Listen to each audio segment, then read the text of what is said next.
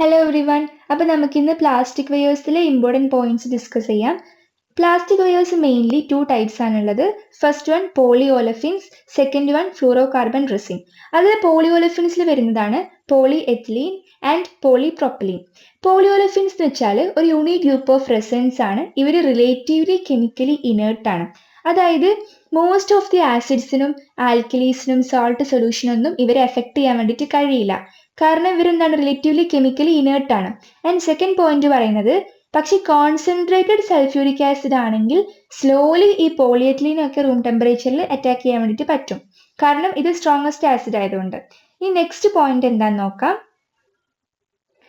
Aromatic, aliphatic, anti chlorinate ആയിട്ടുള്ള hydro carbons ഒക്കെ poly ഓലഫിൻസിന് room ടെമ്പറേച്ചറിൽ മോഡറേറ്റ് സ്വെല്ലിംഗ് ഉണ്ടാക്കും. അതുപോലെ തന്നെ സ്ട്രോങ് ഓക്സിഡൈസിങ് ഏജൻസ് ആണെങ്കിലും ഒരു ടെമ്പറേച്ചർ കൂടിക്കഴിഞ്ഞാൽ ഈ പോളി ഓലഫിൻസിനെ അറ്റാക്ക് ചെയ്യും. അതായത് നമ്മൾ ആദ്യം തന്നെ പറഞ്ഞു ഇവർ റിലേറ്റീവ്ലി കെമിക്കൽ ഇനർട്ട് ആണ്, അല്ലാതെ കംപ്ലീറ്റ്ലി ഇനർട്ട് ആണെന്ന് നമ്മൾ പറഞ്ഞിട്ടില്ല. അതുകൊണ്ട് തന്നെ ചെറുതായിട്ടൊക്കെ ഇവരെന്താണ് ബാക്കിയുള്ളതുകൊണ്ട് റിയാക്ട് ചെയ്യും. ഇനി നമ്മൾ പറയാൻ പോകുന്നത് പോളി എത്തിലീൻ ആൻഡ് പോളി പ്രൊപ്പലീൻ്റെ മെയിൻ യൂസ് ആണ്. ഇവർ യൂസ് ചെയ്യുന്നത് ബീക്കേഴ്സ്, ബോട്ടിൽസ്, ജാർസ്, ഫണൽസ് ഇതിനൊക്കെ ഫാബ്രിക്കേറ്റ് ചെയ്യാൻ വേണ്ടിയിട്ടാണ് നമ്മൾ ഇതിന് യൂസ് ചെയ്യുക.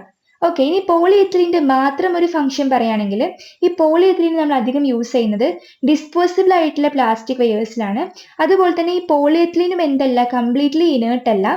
ഇനേർട്ട് അല്ലാത്തത് കൊണ്ട് തന്നെ ഇത് ചിലപ്പോൾ പ്രോട്ടീൻസ് ആയിട്ടോ അല്ലെങ്കിൽ ഡൈസ് ആയിട്ടോ അല്ലെങ്കിൽ സ്റ്റെയിൻസ് ആയിട്ടോ അല്ലെങ്കിൽ അയോഡിൻ ആൻഡ് പിക്രിക് ആസിഡ് ആയിട്ടൊക്കെ ഇവർ ബൈൻഡ് ചെയ്യാനുള്ള ചാൻസ് ഉണ്ട്.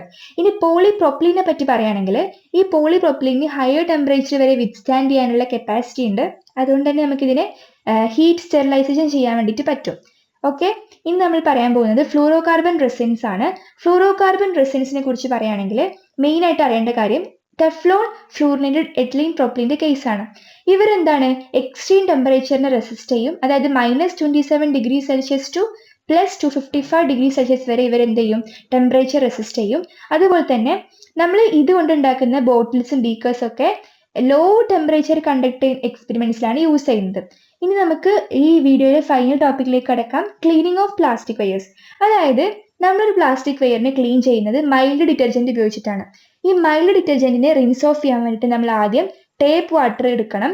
ആൻഡ് ടേപ്പ് വാട്ടർ കൊണ്ട് കഴുകിയതിന് ശേഷം നമ്മൾ ഡിസ്റ്റിൽഡ് വാട്ടർ കൊണ്ട് അതിനെ റിൻസ് ചെയ്യണം. ഓക്കെ, ആദ്യം നമ്മൾ മൈൽഡ് ഡിറ്റർജന്റ് കൊണ്ട് കഴുകണം, പിന്നെ ടേപ്പ് വാട്ടർ കൊണ്ട് കഴുകണം, പിന്നെ നമ്മൾ ഡിസ്റ്റിൽഡ് വാട്ടർ കൊണ്ട് അതിനെ വാഷ് ചെയ്യണം. ആൻഡ് പിന്നെ പറയുന്ന പോയിന്റ് നമ്മൾ ഇതിനെ എയർ ഡ്രൈയിങ് അല്ലെങ്കിൽ ഓവൻ ഡ്രൈയിങ് ചെയ്യുമ്പോൾ നമ്മൾ എടുക്കുന്ന ടെമ്പറേച്ചർ എന്ന് പറയുന്നത് ബിറ്റ്വീൻ 60° to 70°C ആണ്. ഇതാണ് ഇതിന്റെ പ്രിഫേർഡ് മെത്തേഡ്.